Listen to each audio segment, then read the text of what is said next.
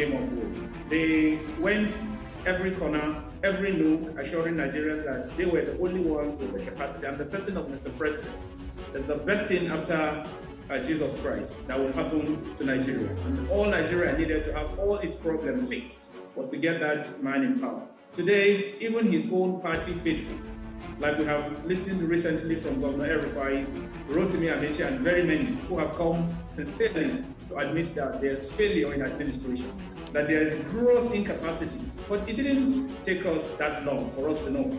The first 3 months, in fact, before he resumed office, we knew that they were foisting on Nigeria a person who is devoid of integrity. You see, it is easier for a court to say IPOB is a terrorist group because it is an association that is defined by objectives, and there are leadership, there are structure. You can easily define them as a group. So when you now classify such an organization, then anyone that associates with that organization can be said to be either be a member or aid in affecting the advancement of such cause. Now, these guys are not structured. They don't go about under any name. They are just a bunch of criminals belonging to different camps and different groups that are operating under no name. Unlike JJN, that's the Jamaatul Nasser Islamic, whatever, that's the Boko Haram, and ISIS in the Islamic West African province. Those are groups that are defined by name and objectives. But these ones are a bunch of criminals. The two major political parties are playing political games. One is watching the other and seeing the direction where the other is going before coming up with his own plan. What is clear is that both parties are in a state. The clamor, for power to shift to the south within the APC. And I'm sure that clamor is not being ignored. That informs the choice of the chairman coming from North Central to make it possible or a reality that power will shift to the south. Now the question is, which part of the south? Southeast, southwest, or south-south? That's a different issue completely. And I'm sure that is what will be resolved at the National Convention or through consensus has been speculated by some within the party. So whatever it happens, whether it's through convention or election or through selection or through consensus arrangement, what is certain in APC is that the candidate will come from the south.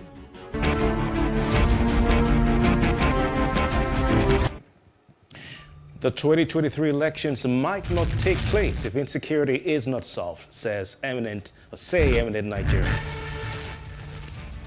And the River State APC governorship aspirants have signed a peace accord and are said to have zoned the governorship position to the riverine Ijaw part of the state.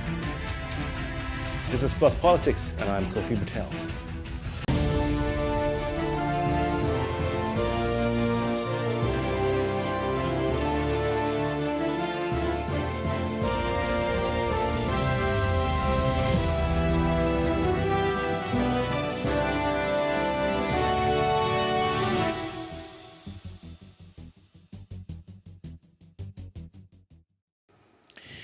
Once again, you welcome Nigerians, including the president of the Christian Association of Nigeria, Samson Ayokunle, and the Sultan of Sokoto, Saad Abubakar, have warned that widespread insecurity across the country is the greatest threat to the forthcoming elections in 2023.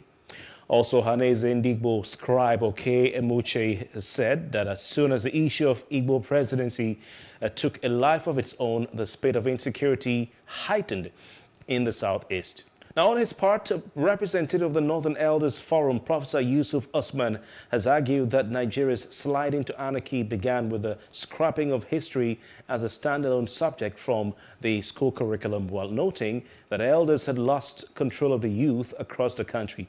He added that banditry was a social issue which must be addressed through justice and social reform. Now, joining us to discuss these, we have Joseph Hyab, who is the chairman of the Christian Association of Nigeria in Kaduna State, and of course Charles Otu, who is a political analyst. Gentlemen, it's great to have you join us on Plus Politics. Good evening and welcome.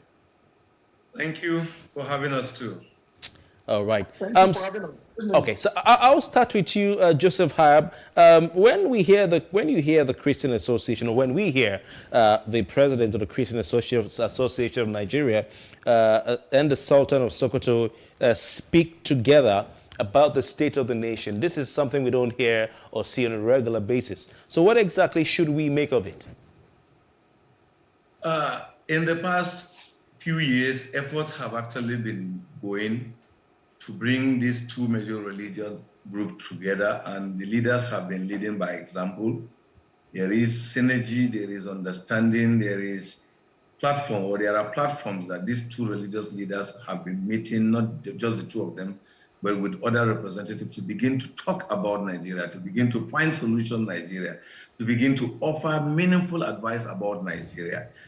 Because we've realized that in the past, the divisions that have always come out in the public domain are the things that the enemies of Nigeria use to continue to suppress the country, to continue to cause havoc. Because when you deal with an enemy like this, and all the enemy will want to see is division, so that instead of you calling him or mentioning his fault, you will be busy fighting one another. I think time has come that leaders and all of us are beginning to see that unless we unite, unless we begin to speak with one voice, unless we come together to look at Nigeria as our country, to look at the issues that are confronting us as a problem on every Nigeria, not on Christians alone or Muslims alone, not on Southerners or Northerners alone, we cannot solve the problem. So for me, I actually applaud this effort, and I commend those who facilitate that meeting to bring that togetherness. And I just hope that they will continue, because it's not just because of 2023 election, it's about Nigeria. We need to be on the dialogue table as Nigeria, speak as Nigeria. Look, there's nothing wrong on that table. We exchange words and express our grievances, or express our pains, but at the end, we still embrace one another. That is how we can offer meaningful advice to this country, and that's when we will begin to have leaders, and we will hold those leaders accountable. But as long as we are divided, our leaders will want to do what they want to do because they know we are divided. We will not even hold them accountable. Instead of holding them accountable, we will be blaming one another. All right, Charles Otu, what are your thoughts in relation to what your counterpart Joseph Hyab has said? With these two leading figures coming out to speak about the state of the nation, we're well aware that religious leaders have been speaking a lot in recent time, and well documented. There's a lot of mistrust between both faiths, you know, and especially when you look at the north and southern divide. Do you think that this is something that would change the narrative as far as the country is concerned and remove the mistrust between both faiths as far as polity and the nation in general is concerned? Thank you very much for having me. Thank you, Reverend Hyab. He has actually pointed out a very critical fact, and that is the fact that the insecurity does not select who should be a victim. You recall that the train that was hijacked by terrorists on its way to Kaduna, the terrorists are concerned about the figure, the number they are having to negotiate with, or to cause the government to negotiate with. They really isolate people to say, oh, you are a Christian, we want to take you and keep you in custody. You're a Muslim, you can go. So that move by the various religious groups, the Christian Association of Nigeria and the Sultan, is a very good move, and it's commendable. It's actually sad that we are referring to it and then making an analogy of how it's going to affect the 2023 general elections, not minding that Nigeria will need to survive even before the 2023 general elections, and that if present trend continues, there is no saying that it is a real threat to the election, because what it shows is that people have acquired massive arms.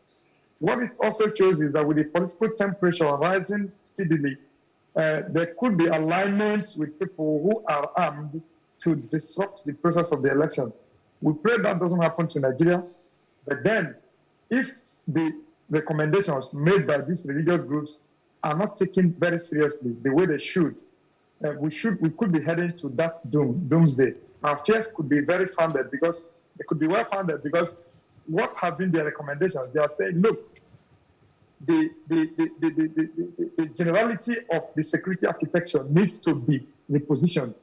You shouldn't find a scenario wherein the Inspector General of Police, for instance, visits Kaduna, parades and confirms that the road leading to Kaduna is very safe. And the very next, within 48 hours, people are kidnapped on that road, people are killed. I mean, if people are sitting tight to their positions as security heads, what it means, therefore, is that what the National Assembly told us may be correct, that security in Nigeria has become a cash cow business. Insecurity in Nigeria that is plotted, harvested, and then people are making a mincemeat of the nation from it. Look at the budget that has gone into security since this dispensation in the last 7 years. You will see a progression towards, of course, the recurrent expenditure. Nobody is talking about what has been budgeted, where has it gone into, and what has been the response towards those budgets.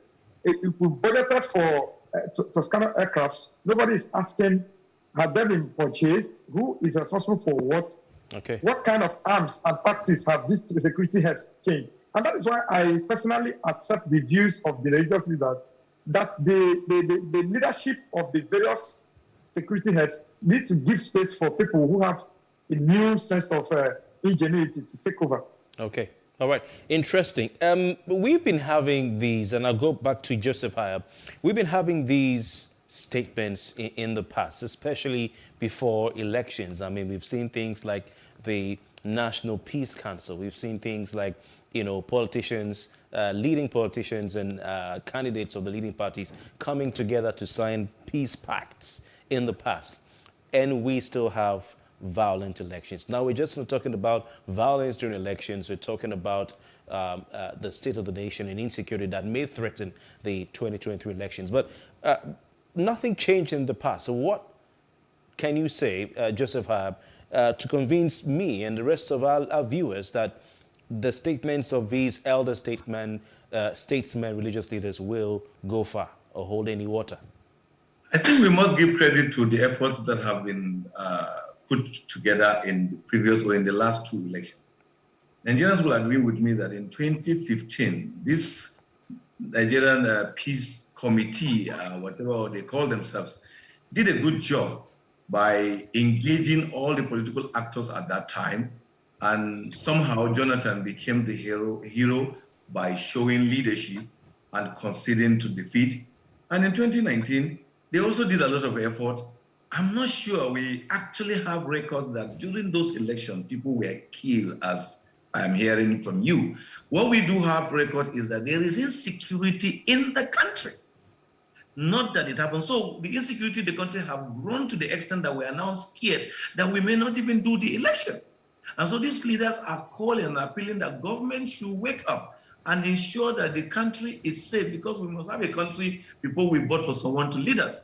If we don't have a country, if we vote for you, who are you going to lead? Are you going to lead just your family? So I think this also, because let's not confuse the whole conversation into as if there has been total failure. But Joseph Hayab, what I'm saying is we've had these statements in the past, during elections, before elections, and I can give you examples of states across the country where violence, electoral violence was recorded, even pre-election violence was recorded, or election-related violence was recorded. We had religious leaders, and elder statesmen, like we're having now, visit some of these states. And the leading candidates were made to sign peace pacts. They came out, they even cut cakes and stuff. But people still died. There's still armed thugs who went out and scouted the elections, and they killed themselves. Those who used, security agencies used them. So, this cannot be the fault of the peace committee or the religious leaders. Yeah. We understand the kind of political class we have in Nigeria. People who have no ideology, people who have no agenda, people who just want to rule us by force, people who want to become leaders whether people like it or not. Unfortunately, they are taking advantage of the poverty in the country. They are taking advantage of the low education among many young people and giving them drugs and giving them money to go and burn and destroy homes just because they want to win election. And that's why we feel strongly that there has been a shift, because in the past they do those things because they will use it to rig election or use it to manipulate election people. And we are just believing that somehow we are making progress with the signing of the new electoral act, but that's not enough. We are talking about the country in general, not just about election. There is no peace in the East. There is no peace in the West. There's no peace in the North. Every day people are dying. Every day numbers are being thrown out there telling you that so number, like yesterday in Plateau State, 80 people killed. This is terrible. And in Kaduna State, it's like an everyday business. You hear the one you hear, and many are being just kept. People just mourn in their home without necessary complaining. So what we are saying today is that, look, there's a growing insecurity in the country, that even the relative understanding we used to have during election time may not be possible come 2023. Can we start doing something at this moment? Can we take steps that will stop and bring about sanity, so that when we come, people can come out to vote? But when we don't do that, people may likely not come out to vote, because people must be alive before they vote. All right, interesting, Joseph Hyde. Charles Otu, I don't know which of the religions you belong to, whether you're an atheist. I mean, that's your prerogative. But I do assume you've sat in an occasion. I'm assuming you've sat in an occasion where you've had VIPs, for instance, governors or ministers, and you've had maybe a clergyman, either an imam, a sheikh, or some sort of a priest. Are these religious leaders part of the problem? Why wait till some months before the election for things to get to this crescendo of insecurity before say these things? For instance, we talk about the volatile parts of the north of the country, the Federal Republic of Nigeria, Mr. Charles Otu. The northern part of the country, northeast, east, northwest, and north central, predominantly Muslim. Another volatile part of the country, southeast, predominantly Christian. You have Catholics, Anglicans, and then, of course, the Pentecostal churches. Have our religious leaders spoken truth to power enough? Well, thank you so much. It does appear like we're echoing what, of course, I'm a Christian, and I'm happy this conversation is coming. I'm now coming across religious groups or divides. It is no longer, some people trying to say, oh, that, or pretend or sit on the fence about it.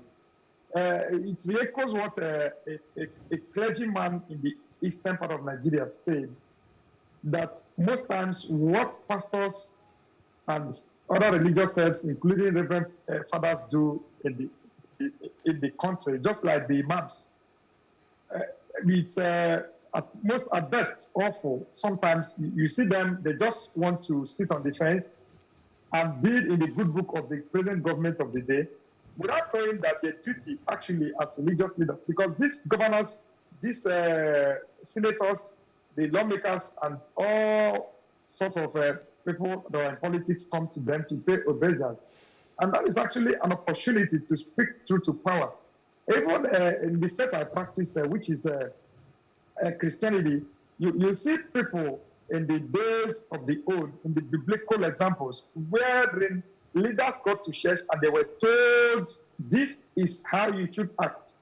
And that has been lacking sincerely among our religious leaders on both divides, both Christians, both the Muslims and the traditionalists, and of course, all manner of religions. We've seen people get to power and they are just, the church is the only interested in the politician completing a building project for the church. And the church is shut off for that same reason. I will cite an example in my state of Ebonyi, for instance. In Ebonyi, you will find out that the CAN chairman is a member of the State Executive Council. Not just a member of the State Executive Council, he is even the closest person to the governor of my state, David Omar. And you still find out that, look, this man, if he had been advised rightly, shouldn't be taking certain actions, which means the priest is there. Another priest, for instance, who is a Catholic priest, Reverend Timothy Mbuta, is detained or remanded in prison And the same Catholic priest who is a member of the ESCO is not talking about or doing so much to cause about that can lead to his release from prison. What are the issues? The church depends largely on these political demagogues or these politicians to survive, and because of it, they have taken away the power to speak truth to power to them, from them. And what that is taken away, as has been the case in the last 7 years, you see things going as awful and horrid as it has gone, and you see the church only lamenting and complaining. Same goes to the Islamic religion. Of course, you heard about the sheikh in Abuja that was suspended. What was his crime? That he said, look, this is security has gotten out of hand. People have to sit up to their responsibilities and take charge. And the imam was suspended. From suspension, he was sacked. So you see, it cuts across religious divides. But if the leaders continue to hear these truths from religious leaders, not just when election is coming, they come to bring them together to sign peace stars and talk about how it is affecting how it's going to affect the election. What we are giving is just a cultural arrangement that makes it readily make people think, okay, all these preparations is towards the election. So if you have an election, what comes before, what comes thereafter, after an election? So that has made it difficult. The church and the Islamic leaders, the church leaders and the Islamic leaders alike, have not held the government reasonably accountable because they have the pulpit. None of the leaders walk away from the church. None of the leaders walk away from the mosque, being told the truth. Okay. The highest that could happen, what happened, they can be slammed with suspension. But if it becomes a norm that you cannot have a safe haven, if you enter this church, you're going to hear the same truth. If you enter this mosque, you're going to hear the same truth. You have no option than to begin to think about how to redress your, Okay. Charles, so too interesting. I'll come back to you, Joseph High, about the Christian Association of Nigeria. You've said him. I've asked him a question. Are our religious leaders speaking truth to power? He says point blank, no. What do you think about this? Because all these politicians, they attend church or they go to the mosque for their prayers. They get laid hands, they receive laying of hands. Some receive prophecies and anointing. And I've said it before that never before, especially from the last administration into this one, before in the history of Nigeria, has the church or the religious circles, maybe even the mosque or Islam, had as much influence in the polity. It's never been as much as it is in these days across the country. We can go back to liberation theology as propounded by the famous Peruvian theologian of the Dominican, a priest of the Dominican order, Gustavo Gutierrez, and we saw what he did for the people and how he spoke truth to power. So what do you say to Charles Otu's remark that our religious leaders have not spoken truth to power? It's a pretty long question, but I hope I was able to pass. Well, I think the recent development should have changed his thinking, but that's the truth. The truth is that we've not had enough religious leaders speaking truth to power. We must honor to that. Because when you have a large part of religious leaders and you just have probably 10 or 20 speaking truth to power, it's not enough. Some of us who do come out in this station, that I've always been here. I think this is the first time in the past 6 months that I'm even smiling. Every time I come on this media, I am frowning, I'm angry because I've lost a loved one, things are not going in right, Kaduna is on fire. But you see, just one voice speaking every day, those in power will just tag you as an enemy or give you some names. So I quite agree with him that we've not really been doing enough. Many of my colleagues should wake up, because if you allow just one person, let's say, for example, when the imam came out and speak what was true, many clerics are agreeing that what he said is true, but how many of them have come publicly to agree? Even if they say they agree with him, they're just saying that behind the scene. Why? They don't want to come publicly and say we agree with him because they are thinking they are going to lose their friendship with those politicians. But what that man have done is to set the pace, and more clerics supposed to come out in support and condemnation of evil. Because how on earth will you be asking for election? Well, we have almost a large number of people in the hands of the bandits. The bandits are even threatening the government of the Federal Republic of Nigeria, are saying that, look, you know what we want. We're not asking you for money. Do what we want. Who are they? Our government should be strong enough to show them the might of government. But because nothing is really happening. So if you ask me to put the answer very simple, Not many clerics have actually been speaking truth to power. Okay. But there are clerics who are speaking truth to power. Yeah. They have been called names. They've either been tagged as supporting a particular political interest. I want to encourage those few clerics that don't give up, continue to speak truth to power. I don't want to beat my chest and say whether I'm one, but those who have been following me can tell Yes, whether yes, I am we one. know about that, Truth to power especially or those not. of But you. the truth is that not enough. About 2 weeks ago, I watched something that was quite disturbing. On one of the national television stations, clerics, Christian pastors, people who dress, to be honest, to be candid with our viewers here, that sometimes people who go to the market and buy certain regalia and dress and call themselves bishop, and they were binding and losing and claiming that some people are supposed to be president. The fact that they are even saying that those people are gift to Nigeria. As a Nigerian, I know the history behind those people. I can't even understand you calling them gift to Nigeria. Well, they've not been able to do anything in the state where they are governing, or they've not been able to do anything where they are operating. But you see, this is the kind of system. But here is the crux of the matter.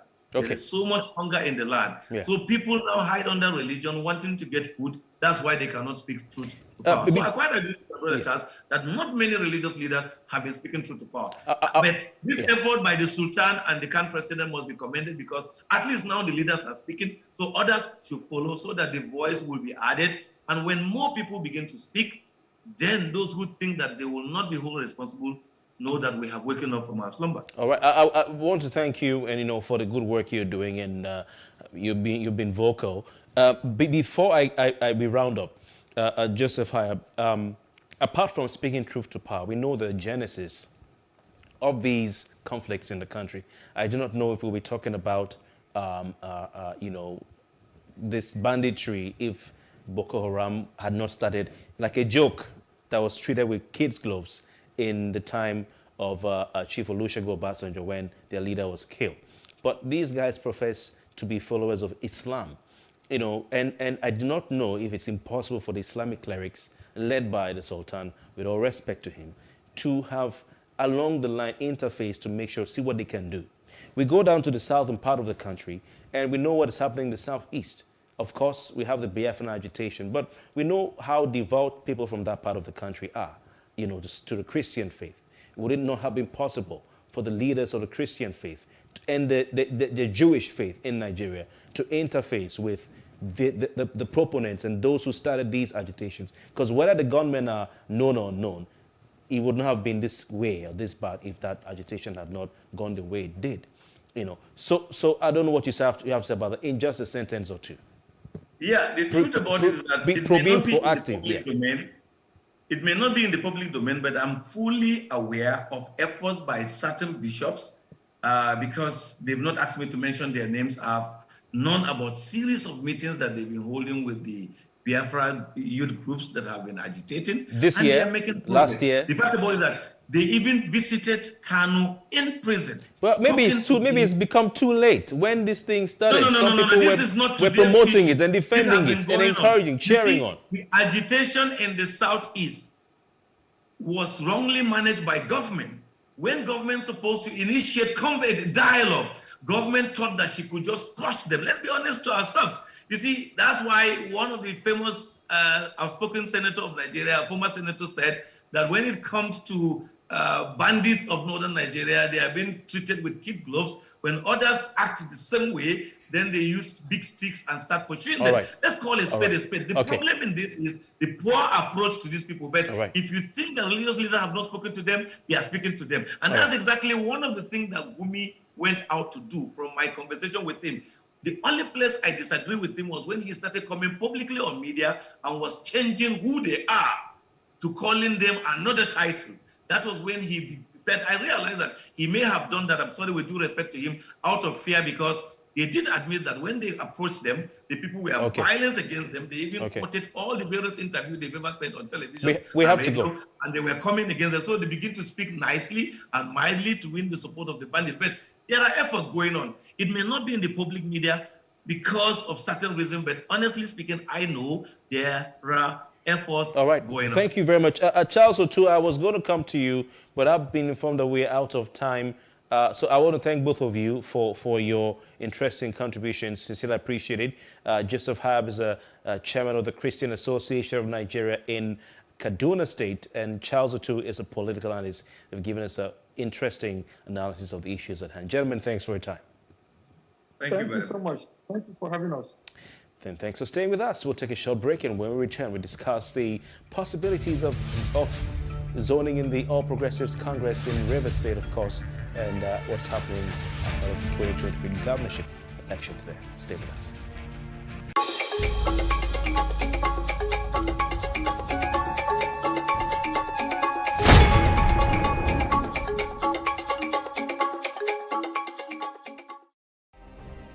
Nigeria's Niger Delta region, from where the black gold fuels Africa's largest economy, where the lines between wealth and poverty has never been thinner. Conflicts, poverty, insecurity, and environmental challenges daily confront the region. How can the Niger Delta story be changed for the better? Join Mamude Akuga at 9 p.m. every Friday evening on PlusTvAfrica as he probes deep in search of solutions. Inside the Niger Delta with Mamude Akuga, the authentic voice of Nigeria's oil-rich region.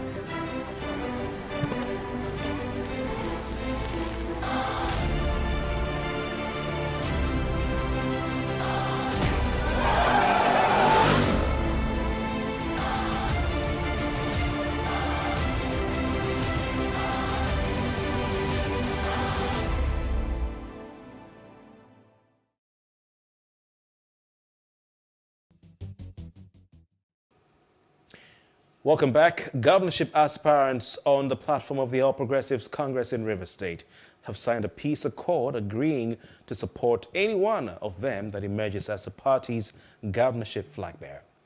The aspirants, in a communique issued at the end of their meeting in Port Hackett, the Rivers State capital, on Monday, said they have resolved to collapse their political structures in favor of any one of them that secures the party's governorship ticket. They also resolved to zone the seat of the governorship to the Riverine Ijaw area of the state. And joining us to discuss this is a chieftain of the All Progressives Congress in Rivers State, Honorable Golden Chioma. Good evening to you. Thank you very much for your time. Good evening. All right. As a member of the party, the All Progressives Congress, and a chieftain of that party, what's your reaction to the news that the aspirants for the position of flag bearer or governor on the platform of your party have zoned the governorship ticket to the Riverine Ijaw on their own? It was not zoned by anybody.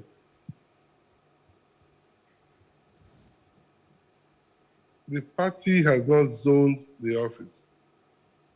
And the last time the office was zoned was in 2014, and it was zoned to the river southeast. And it has not changed at this time. So what I'm aware of is that the senatorial zone, the river southeast, is supposed to produce the governor. In that same senatorial zone, we have the Ijaw elements also. And we have the Ogonids. So that senatorial zone should produce. And that is the zoning I'm aware of.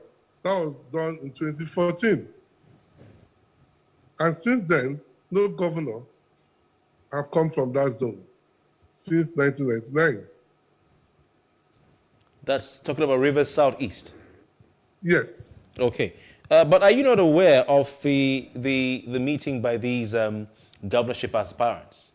And the statement was signed by Dawari George. Yes, I'm aware of it because it's also in the media, in the news. But let me explain to you. What you saw was an amalgamation of people who are scared of Senator Magnus Abe, who is supposed to come from the river southeast. Because of his candidature, the benefactor of all those you saw single-handedly did say that he was zoning it unilaterally without consultation with anybody, that it will go to the river Rhine, which means now that all parts of the state, including the senatorial zones that have produced governors before, are up for it, leaving an entire senatorial zone that have not produced the governor. For me, it will not hold water. But they have the right to so claim, to so agree that if any of them becomes the candidate, that they would collapse their structures. But I doubt the structures they have. Apart from one or two of them, the rest do not have any structure. So we're looking at, you're saying it's based, are you saying the zoning formula, even if it's unwritten in River State, is based on a senatorial district arrangement? Or, because yes. I know the upline riverine arrangement, some call it dichotomy in River State, having worked there and lived there for 10 years. Should it not be an upline riverine thing? Yes, Kofi, the state right now, the issue of riverine and upland is no longer tenable. There is virtually no part of River State that car cannot get to. Prior to now, we used to say that the riverine people have to go to Waterside before you have to get to Bonny Waterside for you to get to Bonny. Now, as I speak with you now, the road leading to Bonny is 95% completed. Cars get to Abonima and Bukuma. Cars get to Opopo. So there's no longer the issue of riverine and upland dichotomy. We are all rivers people. If we want to say that ethnicity should be the brain of distribution of offices, then we'll know about that. We'll go to that. In 1999, it went to the other senatorial zone, where the Calabaris belong to. In 2007, it came to my senatorial zone, where the Okrikas belong to. And the Minister of Transportation went.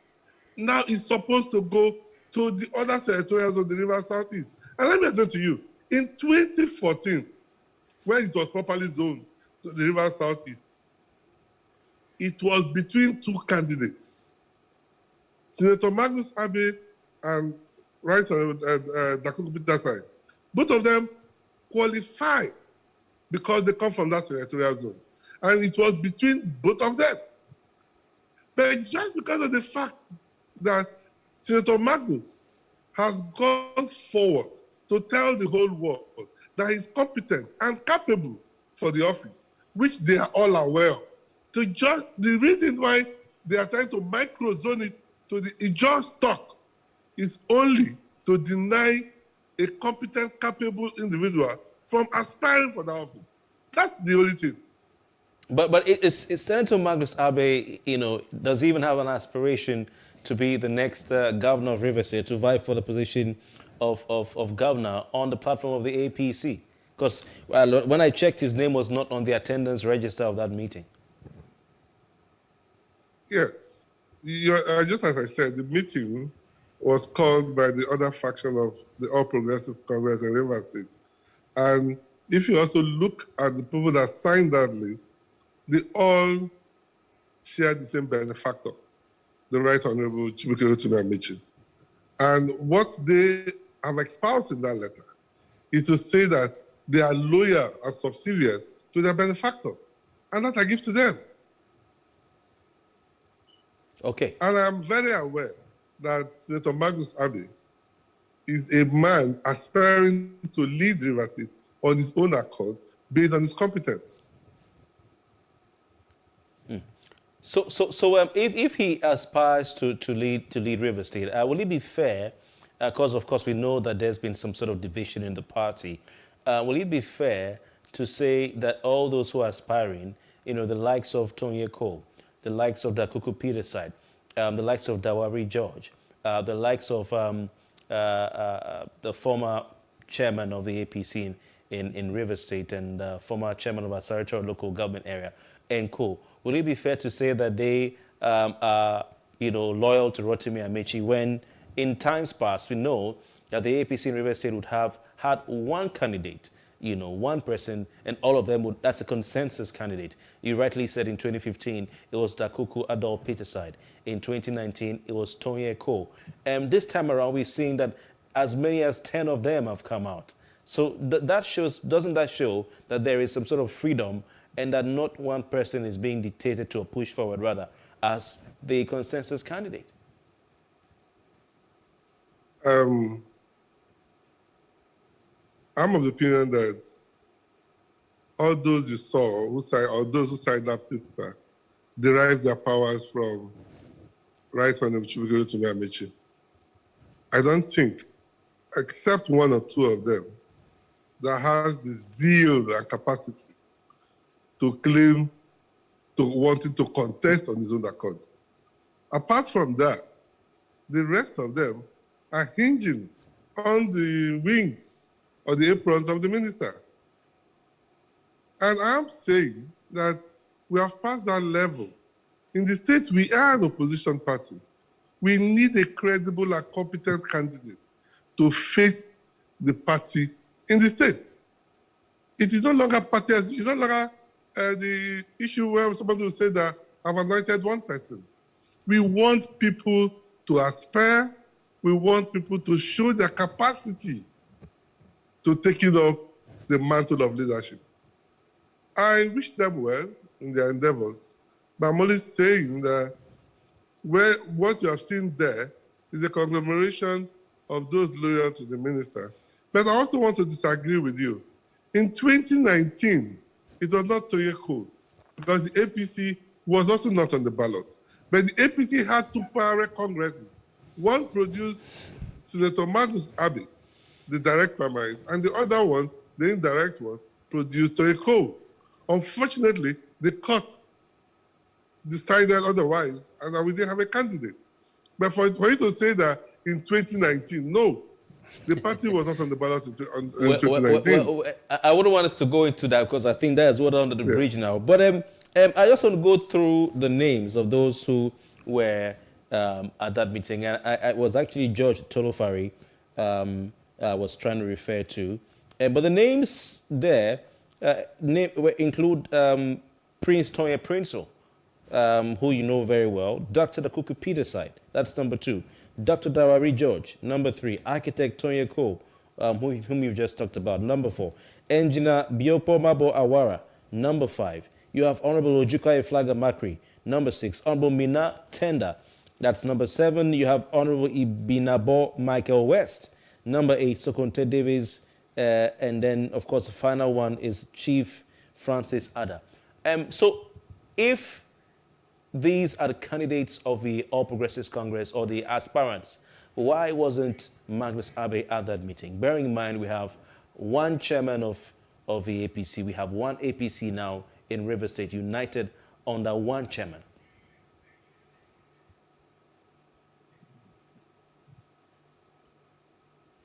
Hello. Kofi? Yes. Yes, Kofi, you're making statements I wouldn't want to join issues with you. I felt would have allowed those controversial aspects outside this interview. But let me tell you one or two things. Senator Magnus Abe, I'm not speaking for him anyway, maybe he wasn't invited. 2, he is not a protege of the Minister for Transportation. Just as I've said, all those there draw their influence or their support from the minister. Now, from the names you read out there, you will find out that there's a common denominator. They will claim to come from the INC part of Rivers State. That I give to them. But the election we're talking about will not be decided by the INC part of Rivers State alone. So it comes to the fact that we have senatorial zones already, which could be referred to as administrative conveniences. And let me explain to you, all aspects or all parts of the senatorial zone of Rivers State have riverine elements, if we want to go to that. So this zone we're talking about is the Rivers East that have not produced the governor. Okay. And that is where the governor should come from. Anybody from that senatorial zone is qualified by me. All right. All right. But how about the fact that you've had, if you go back to, you've talked about senatorial zoning, but if you go back to the upland riverine zoning, yes, I know you said, you can now drive a car to Opobo. But we all know that Opobo is still a so-called upline, or the Ijaw Rivers, if you want to call it that. We're talking about places like over 10 local government areas, Andoni local government area, Opobo Nkoro local government area, Boni local government area, Okrika local government area, Ogubolo local government area. We have Asaritoro, Degema, Akukutoru, and Abuadual. Even Port Harcourt South is what they call it. We've had people from the so-called upland parts of River State in power for, this will be 16 years, Honorable Chairman. This will be 16 years. So would it be fair to allow a so-called 20 years. 20 years, okay. Would it be Yes. Would it be fair to allow a so-called maybe senatorial zoning where possibly an upland person will still become governor? Yes. In a state where the Ijaw Rivers people control, like you said, INC, Ijaw National Congress, control about 10, not less than 10 local government areas. Kofi, politics is all about numbers. Let us not reduce this thing to issue of ethnicity. I come from a Che local government area. And in the last 21 years, if I'm not mistaken, my ethnic group has not gone to the Senate. What we are talking about here has to do with the governor of Rivers State. Everybody is eminently qualified, irrespective of your ethnic grouping. In 1999, Ebenezer Ezekere lost the governorship with whiskers. He would have been the governor of Rivers State. It has nothing to do where you come from. Let's be fair to ourselves. Ebenezer Ezekere would have been the governor in 1999. Dr. Odili, who became the governor in 1999, was from a minute ethnic group, if you want to put it that way. He's a minority in a local government, which is Anaga. His ethnicity or his ethnic group is a minority in that local government. But he became the governor in 1999. It has nothing to do with your local government. It has nothing to do with your population spread. In 1999, Senator Hussein lost in the political intrigues to Dr. Odili. What I'm trying to explain to you, Kofi, we should not reduce our governorship position to ethnic space. No, I don't agree with anybody. Okay. All right. Even the fact, Honorable Chairman, even the fact that the People's Democratic Party has names like the current secretary to the state government, has names like current special assistant to the governor on projects, Dax George Kelly, and so on and so forth. These are the names being peddled. It seems the PDP might be tending towards a riverine Ijaw person, candidate. Should that not even be an indication of this? Yeah, Kofi, let me explain to you. I'm not a member of the People's Democratic Party, but I'm very aware that the PDP is waiting for who clinches the ticket in APC. I can tell you authoritatively, if the APC makes a decision to give it to the Ikwere stock, PDP will be running down to get an Ikwere candidate. Rivers State is an APC state. We mishandled our opportunities in 2014 and 2019 not to be in charge of the state. as I speak with you, all the names you have mentioned in the PDP are because of the fact that they are of the opinion that because of the position of the Honorable the Minister for Transportation, that the party may be looking towards that angle. So they are also going there. But I do not want to join issues with them. I wish them well.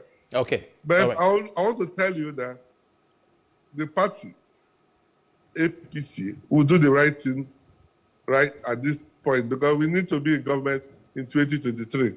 All right. We can't afford to be out of government for another 8 years. Okay, but you're confirming that the APC now in River State is together united under one chairman and one leadership. You're raising issues I also do not want to answer, but let me answer you because you have brought it up for the second time. The party at the national have recognized a faction, and that we must all agree. They have recognized my friend on the other side as the chairman. That does not mean we do not exist. We are still a faction. We still maintain our faction. We still strive to making sure that the party comes together. Who is your chairman as a member of the APC in River State? You're a member of the press, and you have the opportunity to investigate who was recognized. All right. Thank you very much. Yes. Golden Shoma, former member of the River State House of Assembly, former chairman of a faction of the APC in River State. He's been our guest tonight. Thank you for your time, sir, and see you sometime soon. Thank you very much. And that's the size of our package right here on Plus Politics. We return tomorrow, but thank you for staying with us. I'm Kofi Bartels. Enjoy the rest of our programming.